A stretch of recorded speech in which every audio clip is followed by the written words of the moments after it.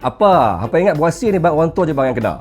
Tak bang. Tak kira siapa ni bang. Laki, perempuan, tua, muda bang boleh kena. Dan boleh merana bang. Sebab itulah bang, hampa yang ada masalah buasi ni bang, kena lekas amalkan jus kurma madu ni bang. Sebab yang ini memang untuk semua orang. Tua, muda, semua boleh bang. Dan untuk info hampa semua, buasi ni bang ada dua jenis. Ada yang luar, ada yang dalam. Ada yang jenis terkeluar benjoy tu bang. Ada yang jenis darah bang, menitik-nitik masa buang air besar. So, ramai yang dah guna jus ni bang, dia bagi feedback A++ punya ni bang. Ada seorang ni bang, dia punya buasi sampai benjoy bengkak terkeluar tu bang. Jenuh makan ubat hospital bagai ni bang, tak jalan. Tapi 2 kali bang dia minum jus ni kan, yang benjoy tadi tu kan masuk balik bang. Betul. Ada seorang lagi ni bang, darah menitik-nitik ni bang. Tobatlah bang, tak selesa bang, seksa sangat. Sebotol dia guna jus ni bang, terus sembuh. Hai, kuasa Allah tu bang, izin Allah semua tu. Likulli da'in dawaun. Setiap penyakit ada penawaknya dan akan sembuh dengan izin Allah. So kita ni bang, yang ada penyakit ni bang, kena ikhtiar dan rawat. Tak boleh duduk diam saja ni bang. Tak boleh. Jus ni pula dah sahih selamat sebab ada sijil KKM, pengelasan makanan nama dia. Ada juga ni bang lab test dan disahkan tak ada kesan sampingan dan juga tak ada bahan terlarang. Betul. Tapi apa pun bang,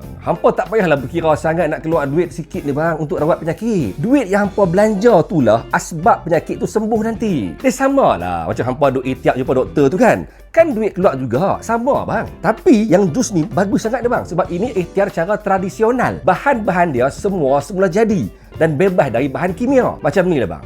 Hampa nak ikhtiar kan? Hampa klik order now dan beli terus. Hampa try terus lah kan? Kena pula bang lah, dia tengah ada promosi baik ni bang. Diskaun sampai 67%. Baik hampa beli lekas ni bang sebelum dia sold out. Bang, tak payah berkira sangat lah bang. Penyakit ni bang, kalau tak rawat segera nanti melarat. Jangan sampai dah parah, baru nak rasa menyesal. Tak gitu bang.